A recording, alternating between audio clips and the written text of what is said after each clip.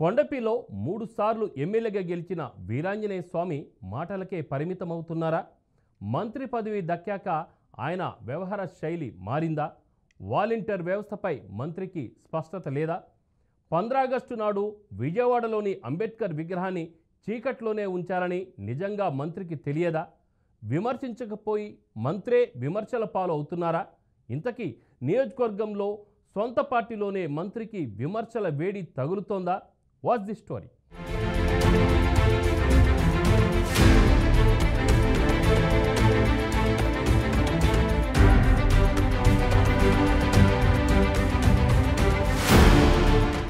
వీరాంజనేయ స్వామి 2014 ఎన్నికల్లో తొలిసారి ఎమ్మెల్యే అయ్యారు. అయితే ఆ ఎన్నికల్లో టీడీపీ అధికారంలోకి రావడంతో స్వామి అధికార పార్టీ ఎమ్మెల్యేగా నియోజకవర్గంలో చక్రం తిప్పారు. ఇంతవరకు బాగానే ఉన్న అసలు తలనొప్పి అధికార పార్టీ ఎమ్మెల్యే నుంచి విపక్ష ఎమ్మెల్యేగా మారడంతోనే వచ్చిందట. 2019 ఎన్నికల్లో వైసీపీ అధికారంలోకి రావడంతో స్వామికి కష్టాలు మొదలయ్యాయట. కొండేపి వైసీపీ ఇన్ఛార్జిగా ఉన్న వరికూటి అశోక్ బాబు ఎమ్మెల్యే స్వామిపై తీవ్రస్థాయిలో విమర్శలు చేశారు. టీడీపీ అధికారంలో ఉండగా ఎమ్మెల్యే స్వామి మరుగుదొడ్ల నిర్మాణంలో అవినీతికి పాల్పడ్డారని అశోక్ బాబు ఆరోపించారు. కేవలం ఆరోపణలకే పరిమితం కాలేదు, నిరూపించేందుకు ఎమ్మెల్యే స్వామి ఇంటి ముట్టడికి ప్రయత్నించారు. ఈ సంఘటన అప్పట్లో పెద్ద దుమారమే రేపింది. వైసీపీ టీడీపీ బాహాబాహికి దిగగా ఆ గొడవలో ఎమ్మెల్యే స్వామి చొక్కా చిరిగింది. దీనితో కొండేపిలో రాజకీయాలు ఒక్కసారిగా వేడెక్కాయి.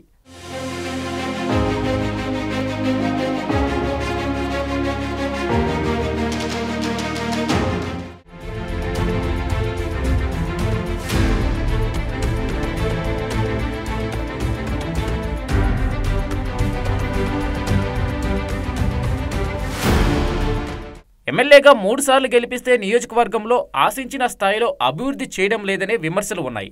దీనికి తోడు మంత్రి ఓ వర్గం చెప్పు చేతుల్లో ఉన్నారని విపక్షాలు ఆరోపిస్తున్నాయి. మంత్రిగా బాధ్యతలు చేపట్టాక నియోజకవర్గంలో ప్రజలకి అందుబాటులో ఉండడం లేదనే టాకు ఉంది. ఇదిలా ఉంటే స్వామి మంత్రి హోదాలో కీలక ప్రకటనలు చేశారు. ఏపీలో వాలంటీర్ వ్యవస్థ కొనసాగింపుపై క్లారిటీ ఇచ్చిన మంత్రి ఏపీలో వాలంటీర్ వ్యవస్థను టీడీపీ కూటమి ప్రభుత్వం రద్దు చేయనున్నట్లు వస్తున్న వార్తలను ఆయన ఖండించారు. వాలంటీర్లకు టీడీపీ ఇచ్చిన మాటకు కట్టుబడి ఉన్నామని స్పష్టం చేశారు. అయితే ఇప్పటి వరకు వాలంటీర్ వ్యవస్థను స్పష్టత రాలేదు. దీనితో మంత్రి మాటలకే పరిమితం అవుతున్నారని స్వామిపై వాలంటీర్లు ఆగ్రహంతో ఉన్నారట. మంత్రి మాటల్లో కాకుండా చేతల్లో చూపించాలని అంటున్నారు వాలంటీర్లు.